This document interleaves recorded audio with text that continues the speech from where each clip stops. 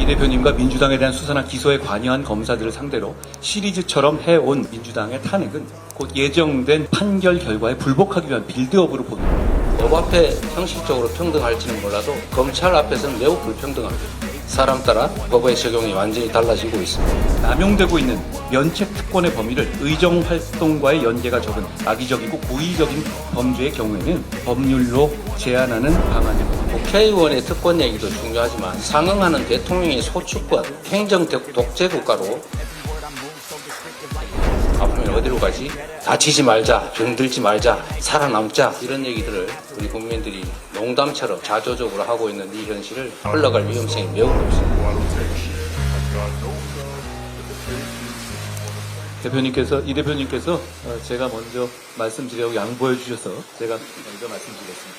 국민 여러분, 좋은 휴일 보내고 계십니까? 기록적인 폭염에 얼마나 힘드셨습니까? 국민의힘 당대표 한동훈입니다. 이재명 대표님께서 당대표가 되신 후에 민주당의 회의실에 걸린 백보드의 슬로건을 제가 봤습니다. 새로운 민주당, 다시 뛰는 대한민국. 제가 당대표가 된 후에 국민의힘 회의 백보드로 건 슬로건은요. 차이는 좁히고 기회는 넓히고입니다. 과거 전통적인 기준으로 보면 오히려 양당의 슬로건이 서로 바뀐 것 아닌가 하고 생각하실 분들도 있을 겁니다. 제가 격차 해소를 말하고 이 대표님께서 성장을 말씀하십니다. 이것은 국민의힘과 민주당 모두 전통적인 지점을 확장하여 상대를 향해서 움직이려는 노력을 시작하고 있다는 것을 보여주는 것이라고 생각합니다. 여야 대표의 회담이 자그마치 11년 동안 열리지 못했다고 합니다. 대표끼리 만나지도 못할 정도의 극단적인 대치 상황이 그렇게 오래 지속되었던 겁니다. 11년 만에 열리는 이번 여야 대표 회담이 이견을 좁히고 공감대를 넓히는 생산적인 정치, 실용적인 정치의 출발점이 될 수 있을 거라는 믿음이 있습니다. 자, 이제 우리의 정치로 국민의 문제를 해결해 봅시다. 민생이 무엇보다 우선입니다. 청년의 삶에 집중해야 합니다. 지금은 아무리 열심히 일해도 윗세대처럼 잘 살 수 없다고들 하십니다. 차이를 좁히고 기회를 넓히겠다는 우리의 정치적인 다짐은 열심히 일하면 잘 살 수 있다는 희망을 복원하겠다는 것입니다. 주거격차, 자산격차, 돌봄격차, 교육격차를 줄이고 좁히는 정치를 하자는 말씀을 드립니다. 자본시장의 밸류업 정책으로 자산 형성의 사다리를 더 많이, 더 쉽게 만들어야 합니다. 금투세를 폐지하는데 저희 국민의힘이 집중하는 것도 그런 이유입니다.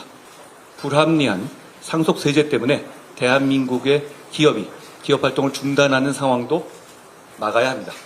1대 99식의 국민들 갈라치기 정치 프레임은 개미 투자자들 모두가 피해를 보고 기업의 폐업으로 근로자들이 일자리를 잃는 냉혹한 현실 앞에 설 자리가 없습니다.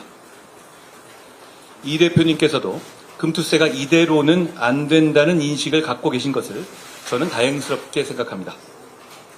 그러니 오늘 우리가 의미 있는 공감대를 만들어 보겠습니다. 저출생 극복을 위한 법안들을 우선 처리하자는 말씀을 드립니다. 육아휴직 기간과 연령을 확대하고 배우자 출산휴가에 대한 급여 지원을 확대하며 임신기 근로기간 단축 기간을 확대하는 내용의 가정양립법, 고용보험법, 근로기준법 등 저출생 해결의 패키지 3법, 그리고 인구위기 대응을 총괄할 인구전략기획부 신설이 그것입니다. 촉법소년 연령 하향, AI기본법, 반도체 특별법 등 지난 국회에서 처리되지 못한 국민의 안전과 민생에 관한 시스템 법안들도 우선 처리될 수 있어야 합니다. 민주당은 현금 살포를 민생 대책으로 말씀하십니다만 쓸 수 있는 혈세는 한정되어 있고 개인들이 느끼는 격차의 질과 수준이 다 다르기 때문에 모두에게 획일적인 똑같은 복지가 아니라 모두의 필요에 맞춰진 복지를 하겠다는 것이 국민의힘의 생각입니다. 내년 취약계층에 대한 지원금을 4인 가족 기준으로 연간 240만 원을 늘린 것이나 저소득 대학생이 월 20만 원의 주거 장학금을 신설하는 것, 연 240입니다. 사병 월급을 205만 원으로 늘린 것, 소상공인 지원 예산 역대 최대로 대폭 늘린 것도 그 실천이죠. 이런 민생 대책은 민주당이 주장하는 현금 살포처럼 일회성이 아니라는 점에서 더 효과적입니다. 그리고 무엇보다 정교합니다. 국민의힘은 그런 생각을 더욱 집중적으로 실천하기 위해서 격차 해소 특별위원회를 출범시켰습니다. 의료개혁도 결국 민생을 위한 것이라는 점을 말씀드리고 싶습니다. 다만 당장의 의료 공백에 대한 국민의 불안감을 해소하는 일도 우리 정치의 중요한 임무입니다. 당대표로서 의료개혁의 본질과 동력을 그대로 유지하면서도 당장의 국민들의 염려와 불안감을 해소하기 위해서 더욱 노력하겠다는 약속을 드립니다. 에너지 문제 해결에는 저와 이 대표님의 사이에서 주목할 만한 공감대가 있는 것 같습니다. 이 대표께서 에너지 이슈를 주요 정치 과제로서 말씀하셨습니다. 저는 당대표 출마 선언에서부터 에너지 정책에서 이념의 때를 벗기겠다는 말씀을 드렸습니다. 에너지 문제를 중시한다는 점에서 우리의 생각이 다르지 않은 것 같습니다. 대한민국의 저탄소 성장과 미래 세대의 먹거리를 위해서는 첫째, 저렴하게 전력을 공급할 전력망. 둘째, 세계 1위 원자력 산업의 새로운 도약. 셋째, 신재생 등 새로운 에너지원 개발을 통한 전력의 다변화가 필요하다고 생각합니다. 전력이 핵심인 AI 시대를 대비하는 길이기도 합니다. 다만 이 세 가지 모두가 정치 사회적 갈등의 진원지가 되어 왔습니다. 송전망을 확충하고 방패장 부지를 선정하고 신재생 에너지 발전의 터전을 정하는 일은 늘 사회적으로 어려웠고 정치적으로 가로막혀왔죠. 사회적 갈등을 해소하고 새로운 성장과 도약의 장애물을 걷어내는 일, 그게 정치가 해야 할 일이지 않겠습니까? 다행히도 이런 문제 해결에 대한 공감대를 여야의 대표가 이미 가지고 있습니다. 오늘 회담을 통해서 이 대표님과 제가 에너지와 관련한 이런 정치적, 사회적 갈등을 책임지고 해결하겠다는 다짐, 에너지 공동선언을 했으면 좋겠습니다. 정치개혁합시다. 불확실성의 영역인 정치에서 확실하다고 말할 수 있는 것은 많지 않죠. 그런데 이건 확실합니다. 국민은 정치개혁을 원하고 계십니다. 국회의원 특권 내려놓기 정치개혁에 대해서는 진영을 불문하고 원하고 계시다고 생각합니다. 이 대표님께서는 과거 국회의원에 대한 국민 소환제를 도입해야 한다는 대선 공약까지 내놓으실 정도로 특권 내려놓기에 과감하셨던 입장이셨습니다. 불체포 특권, 재판 기간 중 세비 반납 등 이미 국민 여론이 충분히 공감하고 논의된 특권 내려놓기 개혁을 이번에는 반드시 실천해보자는 말씀을 드립니다. 그 외에도 남용되고 있는 면책 특권의 범위를 의정활동과의 연계가 적은 악의적이고 고의적인 범죄의 경우에는 법률로 제한하는 방안도 논의해야 합니다. 현재는 헌법의 테두리 내에서 법원의 판례로서 면책특권의 범위를 정하고 있는데요. 헌법의 범위 내에서 법률로서 그 한계를 명확히 정해서 반복되는 면책권의 남용을 막을 필요가 있다고 생각합니다. 과거 이 대표님께서도 면책특권의 제한 필요성을 여러 차례 제기하셨기 때문에 양당 대표의 생각이 같은 지금이 면책특권 남용을 제한하는 추진을 하는 것에 적기라고 봅니다.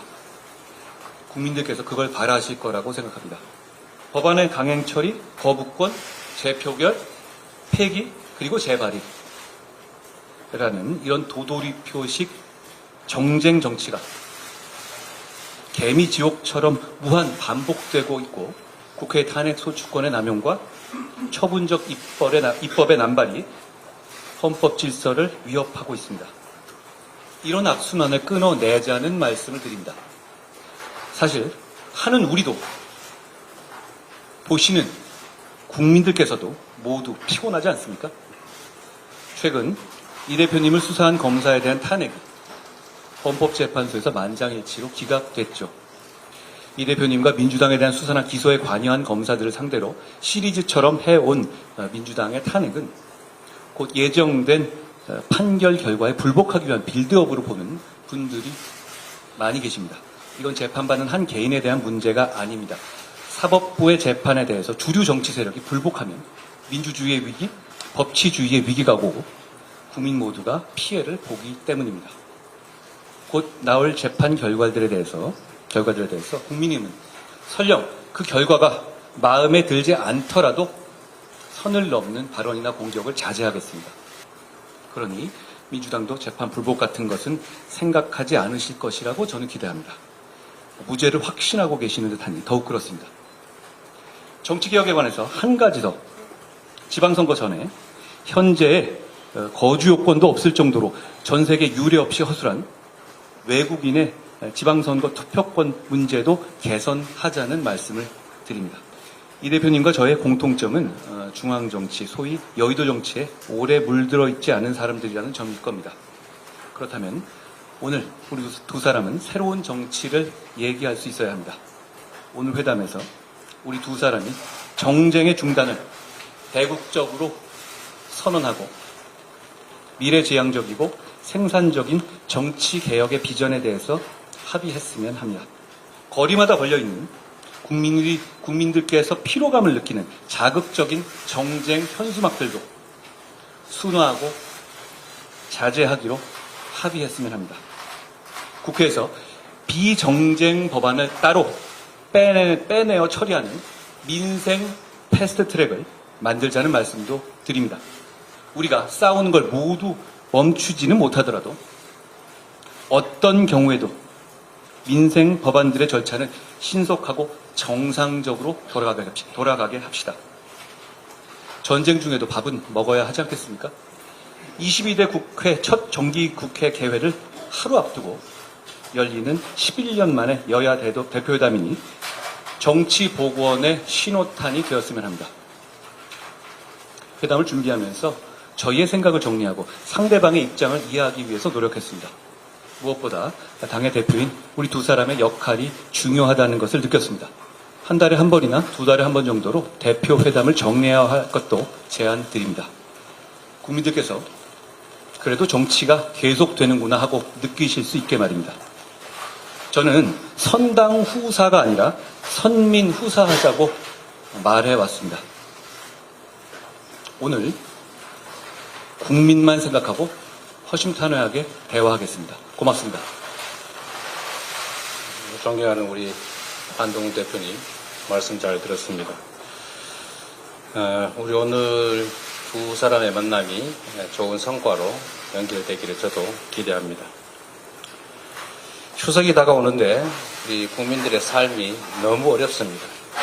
거기다가 최근에는 의료 대란 같은 문제 때문에 사회적 불안도 너무 커지고 있어서 참으로 안타깝습니다.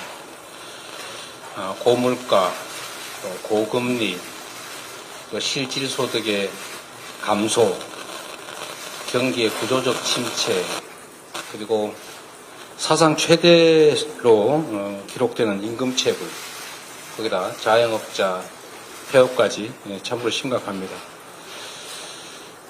가급적이면 우리 국민들의 더 나은 삶을 기획할 수 있도록 실효적인 의미 있는 회담이 되기를 바랍니다. 제가 생중계를 그렇게 선호하지 않은 것도 이게 여야가 만나면 서로 존중하고 동질점을 찾는 게 아니라 차이를 먼저 드러내고 공격하고 억압하고 이러다 보니까 사실 만나면 더 갈등이 격화되는 경우가 많았기 때문에 거의 만남이 없었던 것 같습니다. 그렇기 때문에 더 존중하고 인정하고 그리고 양보하는 그런 태도, 특히 상대에 대한 인격적 존중이 정말로 필요하다. 그런 생각을 합니다. 존중하지 않으면서 존중하는 척하고 상대에게서 뭔가 뺏어야 되겠다. 이런 생각을 가지고 얘기를 하게 되면 아무것도 이루어질 수가 없죠. 그래서 좀 허심탄회한 얘기를 할 수 있는 그런 공간이 필요하고, 그러려면 남들이 보는 공간에서의 대화도 필요하지만 실제로 내 속을 얘기할 수 있는 그런 기회가 좀 필요해서 굳이 생중계에 재고를 요청했는데, 또 다행히 우리 존경하는 한동훈 대표께서 수용해 주셔서 감사드립니다. 실질적인 좀 논의가 이루어질 수 있기를 기대합니다. 그리고 이제 회담에는 공식 의제라고 하는 게 있게 마련인데, 여러 가지 합의를 했습니다만 의료 대란을 공식 의제에서 빼자고 아마 얘기가 된 것 같습니다. 참 안타깝다는 생각을 합니다. 한동훈 대표께서도 정부와의 갈등을 감수하면서까지 일정한 대안을 내시기도 하는 것처럼, 이 의료 대란 문제는 국민의 생명에 관한 문제입니다. 이거는 손바닥으로 가리고 또 안 보려고 한다고 해서 없어지는 게 아닙니다. 실제 국민들의 삶을 심각하게 위협하고 있는 사례입니다. 한동훈 대표께서 말씀하신 것처럼 저는 의료계획의 기본적 방향, 그러니까 의사 정원을 좀 늘려야 된다, 필수 공공의료, 지역의료 강화해야 된다 라는 점에 기본적으로 동의합니다. 그러나 이 정책을 추진하는 과정에서도 이해관계가 부딪히는 집단들끼리 충분한 대화, 그리고 그 대화를 통한 양해, 타협이 반드시 필요합니다. 일방적으로 힘으로 밀어붙여서 상대방의 굴복을 강요하게 되면 성공하더라도 후유증 피해가 너무 큽니다. 사회적 비용이 너무 크다라는 말씀을 드리고, 정책 수행이 지금처럼 거칠고 급하고 과해서는 결국 예상된 이런 부작용이 나타날 수밖에 없다는 것입니다. 그 부작용이 정말 세계 최고를 자랑하는 의료체계의 붕괴 위기를 불러왔고, 응급실 뺑뺑이로 안 죽어도 될 사람이 죽는 사고가 이미 작년 한 해 총 발생량을 이미 초과하고 있습니다. 얼마나 불안하겠습니까? 사실 저도 불안합니다. 갑자기 밤에 저나 가족들이 아프면 어디로 가지? 하는 생각을 하게 됩니다. 다치지 말자, 병들지 말자, 살아남자, 이런 얘기들을 우리 국민들이 농담처럼 자조적으로 하고 있는 이 현실을 반드시 정확하게 파악하고 가능한 실효적 대안을 마련해내야 합니다. 한동훈 대표님과 이 문제에 대해서도 충분한 대화가 이루어지기를 기대하고, 또 실효적 대책은 대화로 만들어낼지라도 일단 정확한 현상 파악, 문제의 인식, 토론, 대화, 공감대 형성을 위한 의료대란 대책이, 이걸 국회 내에서 여야 모두가 함께 좀 만들어서 해법을 좀 강구해보자는 말씀을 제가 드리고 싶습니다. 전 국민의 관심사이고 아주 오래 끌어온 가장 큰 현안이죠. 해병대원 특검법. 우리 한동훈 대표께서도 전 국민을 상대로 공언하셨습니다. 저는 그게 진심이라고 생각합니다. 그 진심이 지금도 바뀌지 않았을 것으로 확신합니다. 제3자 추천 특검으로 하자라고 말씀하셨습니다. 저희가 적극적으로 검토하겠다고 말씀드렸습니다. 또 조건을 하나 더 붙이셨는데, 증거 조작 이것도 특검하자. 하시죠. 괜찮습니다. 저희가 수용하겠습니다. 이제 결단하셔야 됩니다. 입장이 난처한 거 이해합니다. 그러나 공당이란, 또 국민을 대표하는 정치인이란 자신이나 개인 또는 주변의 특별한 문제 때문에 국민적 대의를 벗어날 수는 없는 것 너무 잘 아실 겁니다. 말씀하신 것이기도 하고 또 해야 될 일이기도 하고, 그러니 이제 결단해 주시길 부탁드리고, 또 뭐 소소한 조건들을 추가한다면 그 역시도 저희가 적극적으로 검토하겠다는 말씀을 드립니다. 전 국민에게 소비 쿠폰을 지급하는 전국민 민생회복지원금도 저는 적정한 선에서 우리가 대화로 타협했으면 좋겠습니다.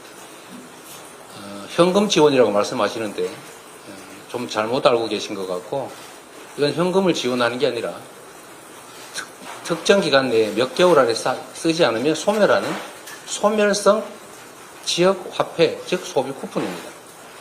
해당 지역에서 소상공인, 자영업자, 골목상권에서만 쓸 수 있는 소비 진작책이다. 소득 지원 효과와 소비 진작, 그리고 자영업자 살리기, 골목상권 살리기, 지방 살리기, 그리고 경제 활성화를 통해서 세수 증대에도 도움이 되는 가장 효율적 정책이라는 말씀을 드리고 아마 이해하실 것으로 생각됩니다. 자꾸 균등 지원 말씀을 하셔서 저는 이게 복지 정책이 아니고 경제 정책, 재정 정책이기 때문에 세금을 더 많이 내는 사람을 역차별할 필요가 없다. 오히려 더 지원하지 못할 망정 가치는 지원해줘야 되는 거 아니냐, 반사적 이익을 같이 누리게 해야 되는 거 아니냐라고 생각하는데, 굳이 차등 지원, 선별 지원 하겠다면 그것도 저희가 받아들일 용의가 있으니까 적정한 선에서 협의해서 좀 지원하도록 했으면 좋겠다는 말씀드립니다.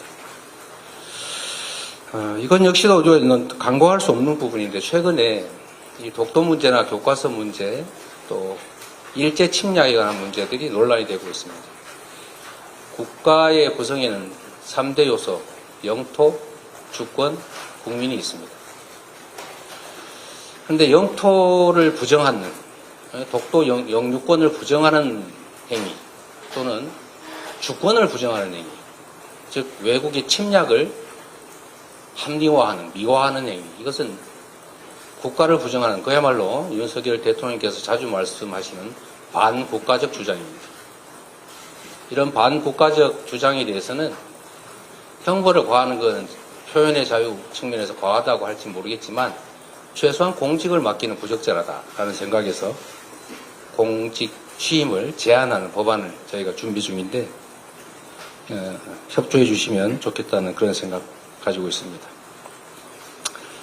정치개혁에도 많은 말씀을 해주셨지만 저는 국회의원의 특권 얘기도 중요하지만 상응하는 대통령의 소추권에 대해서도 같은 차원에서 접근해야 된다고 생각합니다.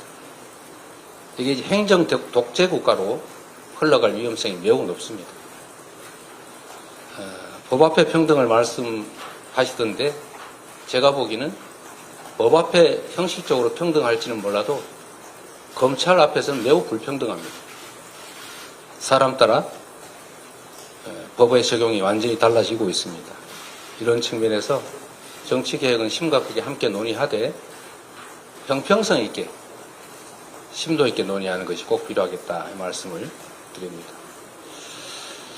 특히 최근에 계엄 얘기가 자꾸 얘기되고 있고 종전에 만들어졌던 계엄안에 보면 계엄 해제를 국회가 요구하는 것을 막기 위해서 국회의원들을 계엄 선포와 동시에 체포 구금하겠다라는 그런 계획을 꾸몄다는 얘기도 있습니다. 이거 완벽한 독재국가 아닙니까? 이런 문제에 대해서도 우리가 오히려 더 심각하게 고민해야 된다. 정치적 공세가 아니라 국가와 국민 그리고 이 나라의 미래를 위해서 합리적이고 모두가 동의할 수 있는 안들을 만들어야 된다고 생각합니다. 물론 합의가 쉽지 않습니다. 저는 그 중에서도 합의되는 실현 가능한 것부터 먼저 하자 이런 입장을 언제나 가지고 있고 그래서 정치개혁과 관련해서는 우리 한동훈 대표께서도 공개적으로 약속하셨던 지구당 부활 문제만이라도 우선적으로 좀 처리했으면 좋겠다 그 생각이 듭니다. 정치에서 말은 정말로 중요하죠. 실질적, 실효적 논의가 되기를 기대합니다.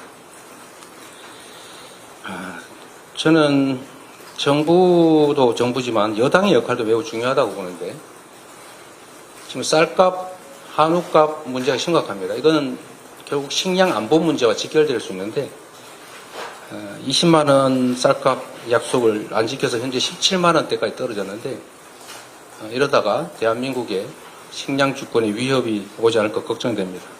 실질적 대책을 좀 마련하길 기대하고, 또 한편으로 아리백이나 탄소 국경세를 대비하고 또 미래 산업 전환에 대비하기 위한 재생에너지 기반 확충에 대해서 아까 또 말씀을 해주셨기 때문에 저는 가능한 실질적 합의를 끌어낼 수 있겠다는 기대를 합니다. 인공지능 시대를 대비하는 반도체 또 미래 과학기술 투자 역시도 함께 얘기해서 실질적인 대안을 만들어낼 수 있을 것으로 기대하고 함께 논의해 보겠습니다. 아까 금투세 말씀을 해주셨는데 역시 이것도 저희가 함께 얘기할 수 있을 겁니다. 그런데 금투세는 금투세 자체가 목적이 아닙니다. 대한민국 주식시장이 비정상이기 때문에 세계 대부분의 국가들이 가지고 있는 금투세를 지금 적용하면 안 그래도 비정상인 대한민국 주식시장이 문제가 생길 수 있으니 이걸 좀 교정하자, 보완하자 이런 차원에서 한 얘기 아닌가 싶습니다. 막연한 세금 깎아주기는 아니라고 생각합니다. 그런데 이 비정상을 교정하는 데는 그 비정상 자체를 교정해야지 비정상에 비정상적인 대안을 만들어서 비정상 곱하기 비정상을 해서 정상 비슷한 상황으로 가자. 이건 옳지 않습니다. 그래서 주식시장 살리기 또는 주식시장 부스트업을 위한 정책들이 있어야 됩니다.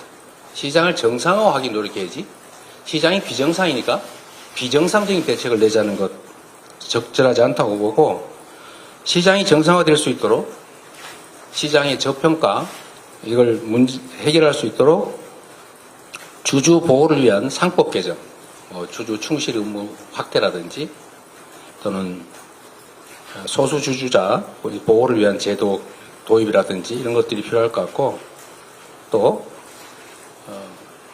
ISA 제도, 소위 금융투자소득의 비과세를 하는 자산관리계좌 이걸 대폭 확대해서 충분히 보완을 하고 난 다음에 또 금투세 지금 당장 시행하는 것은 정부 시책에 부족하면서 오는 측면이 강하기 때문에 일정 기간 대폭 완화해서 시행하는 방안도 한번 검토해 보면 좋겠다. 함께 논의해 보시면 좋겠습니다. 생각과 입장이 달라도 대화와 타협을 통해서 국민의 삶을 개선하는 게 바로 정치입니다. 서로 존중해야 되겠죠. 인정하고. 그리고 가짜뉴스, 거짓말로 상대방을 음해하거나 또는 폭언하고 비방하거나 이러면 대화가 안 됩니다. 잘 보시겠지만 저는 특정 개인 비방 잘 하지 않습니다. 그 대화를 막기 때문이죠. 대화 타협이 일상이 되는 정상적인 정치를 복원하기를 기대합니다. 우리 단 대표께서 지금 말씀하시는 것처럼 민심을 존중하고 국민 중심의 또 국익 중심의 정치를 하시면 적극적으로 협력하도록 하겠습니다. 또 한 가지 이런 말씀을 드려야 되는데 이 측면에서 여당이 하는 일은 아니겠습니다만 이 정치라고 하는 게 죽고 죽이는 전쟁은 아닙니다. 상대도 일정 정도를 얻고 나는 그보다 좀 더 얻겠다. 또 다른 것을 얻겠다. 이렇게 하는 게 정치죠. 제거하는 게 가능하겠습니까? 그런데 최근에 이 전 정권에 대한 정치 보복이라고 볼 수 있는 그런 과도한 조치가 좀 많아지는 것 같습니다. 이런 것들이 결코 실정이나 또는 정치의 실패를 덮지는 못한다라는 말씀 드립니다. 지난 본회의에서 여야 합의를 통해 전세사기 특별법 같은 민생법안 처리가 됐습니다. 숨통이 좀 트였습니다. 한동훈 대표께서 말씀하시는 것처럼 양보하고 타협하는 정치를 복원해야 되고 가급적이면 차이를 드러내기보다는 공통점, 같은 점들을 좀 찾아내기 위한 노력을 하고 그 같은 점들을 실천하는 그런 출발점이 되기를 기대합니다. 그런 면에서 보면 우리가 대선이든 지방선거든 총선이든 무수히 많은 공약들을 합니다. 이 중에 여야 간의 공통 공약이 있습니다. 이 공통 공약들을 합의해서 처리를 하는 게 어떻겠냐 제가 계속 제안했는데 지금까지는 진척이 없습니다. 다행히 우리 한 대표께서 좀 전에 합의되는 공감되는 일들은 좀 처리하자 이 말씀을 해주셨는데 이번에는 아예 우리가 공통공약 처리를 위한 협의기구나 이런 것들을 만들어서 공식적으로 공개적으로 이 공통공약을 처리해 가기를 기대합니다. 우리 한동훈 대표께서 이런 말씀하셨다고 합니다. 그러라고 63%가 저를 지지했다 이런 말씀을 하셨다고 합니다. 맞는 말씀입니다. 정치는 국민의 뜻에 따르는 것이 대입니다. 그 국민의 의사를 존중하는 것, 그게 가장 정치의 근본 아닌가 싶은 생각이 듭니다. 국민들의 선택의 무게를 잘 이해하시고 존중하는 말씀으로 생각합니다. 또 하나 기대되는 것은 내가 내는 대안만이 유일한 정답은 아니다. 더 좋은 대안이 있으면 좋겠다 이런 말씀을 하셨다고 합니다. 정말로 옳은 태도십니다. 다름의 가치를 인정하는 겸손일 수도 있고 내가 틀릴 수도 있다는 것을 인정하는 용기일 수도 있고 대안을 찾아내기 위한 능력일 수도 있습니다. 오늘의 어렵게 마련된 이 자리가 우리 국민들에게 조금이라도 기대를, 희망을 만들고 또 새로운 정치의 돌파구를 만들어내는 계기가 되기를 기대합니다. 고맙습니다.